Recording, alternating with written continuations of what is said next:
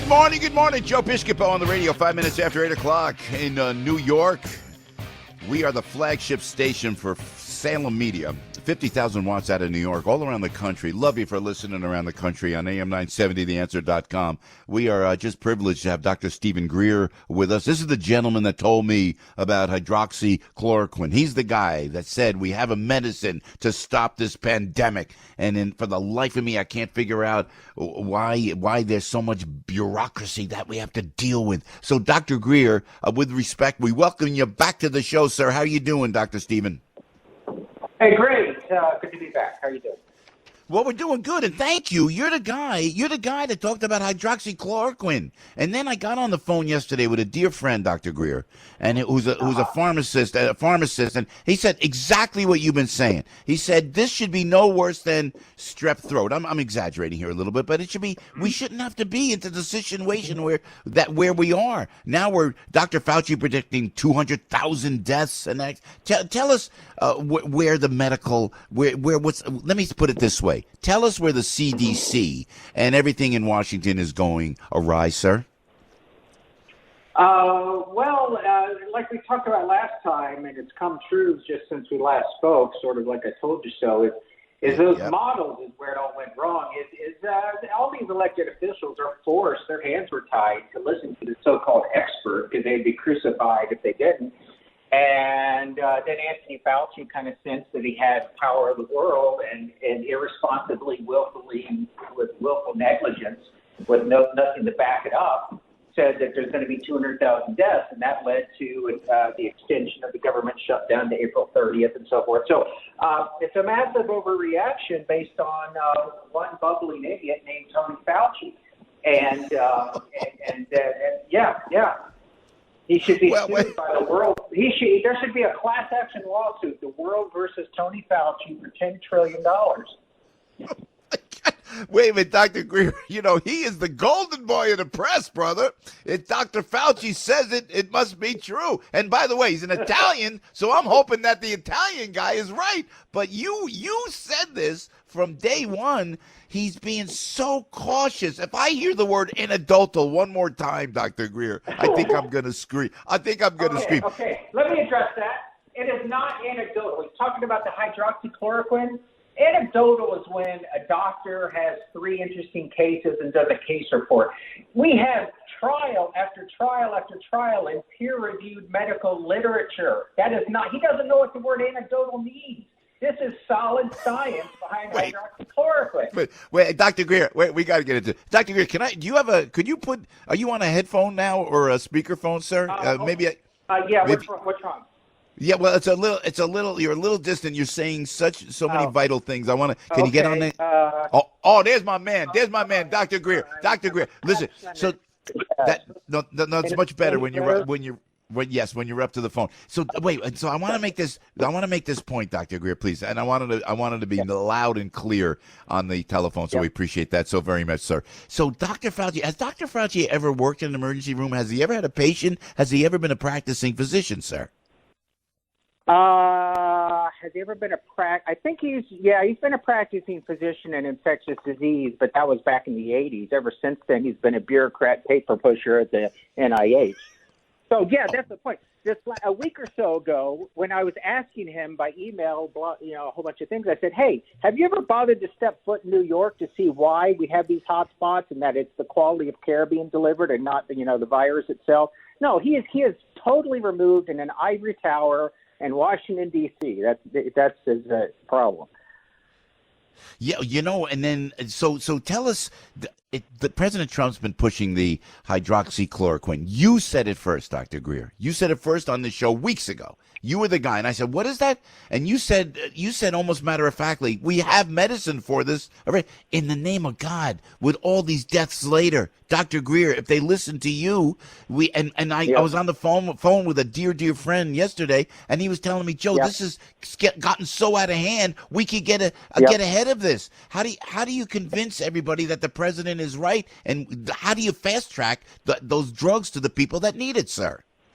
Well, hydroxychloroquine is already approved by the FDA. There should be no issue except the governor of New York has done the very unusual act of intervening. Normally, this is a federal thing. The FDA does it, and then doctors, as a professional society, do whatever they're allowed to do. The state doesn't get in the middle. Now, because of politics, Governor Cuomo is actually making it harder to get this drug. I think in the hot spots of these Queens hospitals where people are dying by the thousands each day, that I can't back this up, but I think a lot of them are not getting these medicines when there's plenty of medicine to go around. And if that's true, and if I find that out, that's going to be a big story. Because all of the deaths across the nation, it's easy to look at a number, but it's really not that simple. It's where are these numbers coming from? They're being skewed by one or two hospitals in Queens. And so it's very unrepresentative. The actual national death rate is much, much lower. And it's because of the care they're getting. Look at this. Yes, please. Yep. The nurses and all that stuff are absolute, literally heroes. They're taking their lives in their hand, but they've got their hands tied behind their back by incompetent governors and the managers of their hospital who've had poor quality of care conditions long before this virus. So this is really, I wrote this medical advocate book. It couldn't have been better timing. It was an expose on what's wrong with our American hospital system. In our big cities, we have pockets of third world care, and no one cares about them. The Democrats don't care about them, and so this third world care goes on, and it's ignored. And it's just one of the many problems of our current American medical system. It's just being exposed now. Well, and you said it, Doctor. Dr. Greer, why do you think this disease seems to be disproportionately affecting the minority community? Biological and political, that's a good question. Biologically, we've known for a long, long time that these areas of inner cities and so forth, they have terrible diets.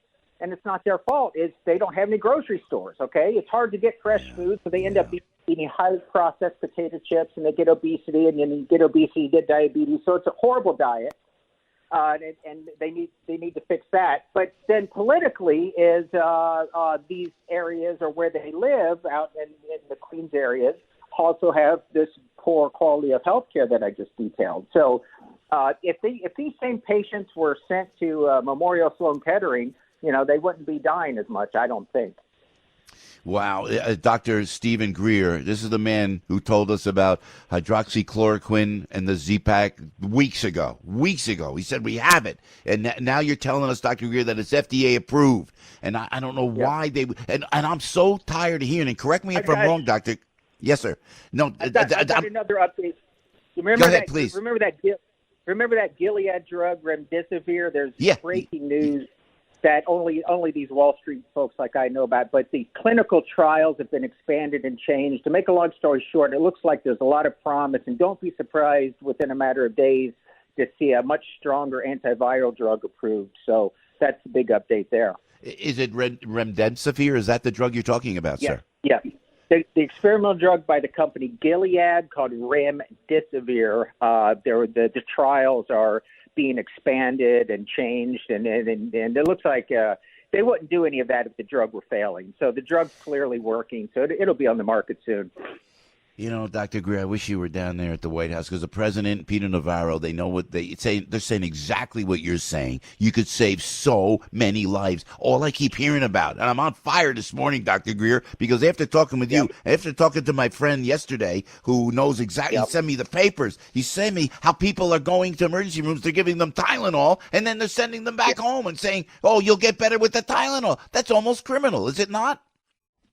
Yeah. I mean, I haven't done my homework on that. That's my hunch. And if you're telling me that's the case, it would not surprise me. It would not surprise me if you go to Elmhurst Hospital, Wyckoff Hospital, where they've got 1,000 people dying a day, that they're not getting hydroxychloroquine. I wouldn't surprise me a bit.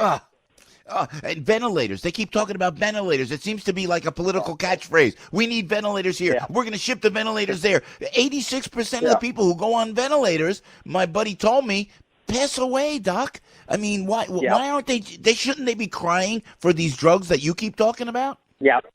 Yep, I was the first to say ventilators are a red herring, a distraction. It's a political game. How can we blame Trump and all that stuff? As ventilators, you're too late. By the time you're on it, you've got acute respiratory distress syndrome, and like you said, 86% die.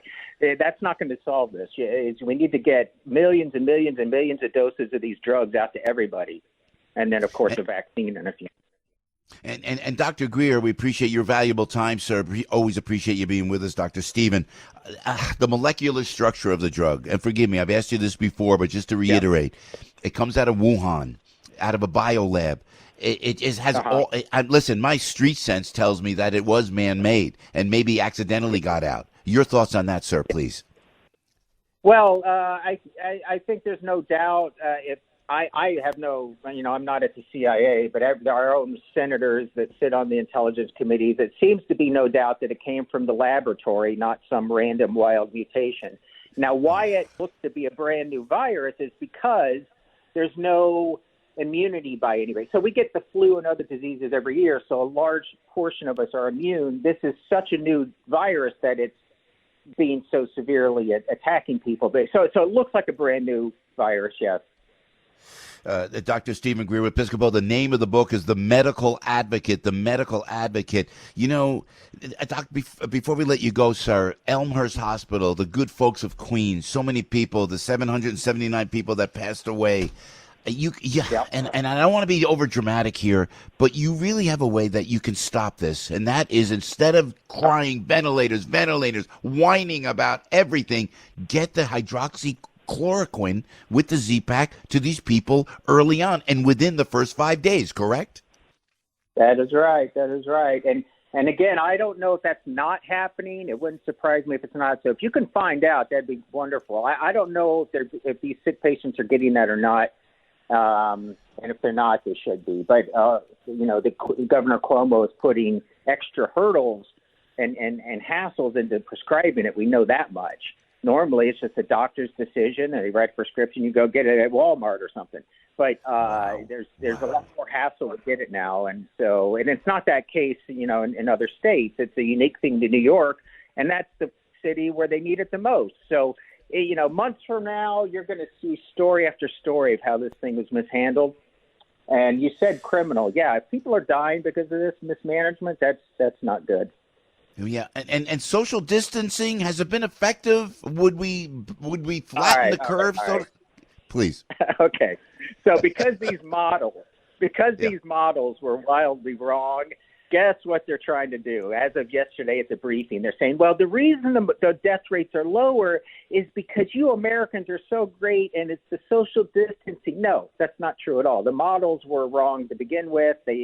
So there's no evidence at all that the social distancing is the reason the death rates are lower now than they expected. So it makes common sense that, yeah, it's probably not hurting, but at what expense? At shutting down the economy? I mean, yeah, and do you think that because if you can get these drugs to the people early on, we could pretty much open up America, to use the president's term, if we just got these drugs?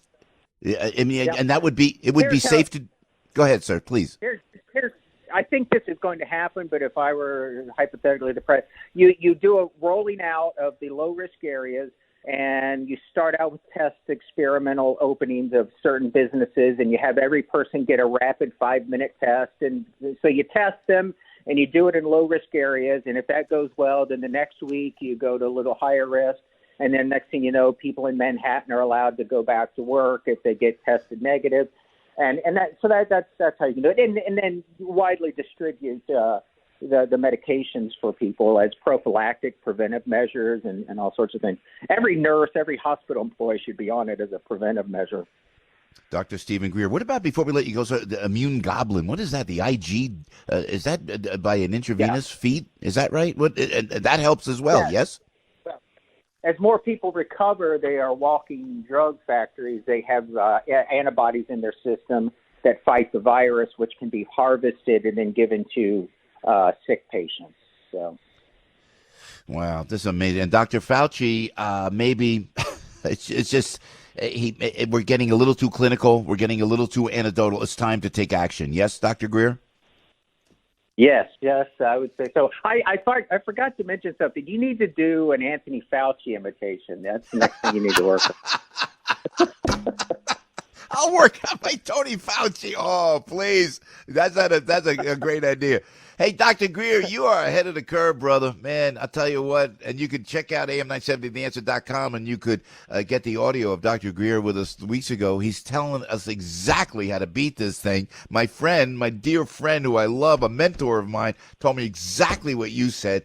Dr. Greer, stay close, please, sir. Keep us posted, and thank you for being and by the way, the book you got to get from Dr. Stephen Greer, The Medical Advocate. The Medical Advocate. Dr. Greer, God bless you, man, and thanks so much for joining us always. Hey, my pleasure. Have a good day. Yes, indeed. Oof, 20 minutes after 8 o'clock. We got the answers. We got the answers. We can settle this whole thing. Roger Stone's coming up momentarily. Right now, Debbie Duhame is out there on the roads checking out traffic on AM 970. The Answer.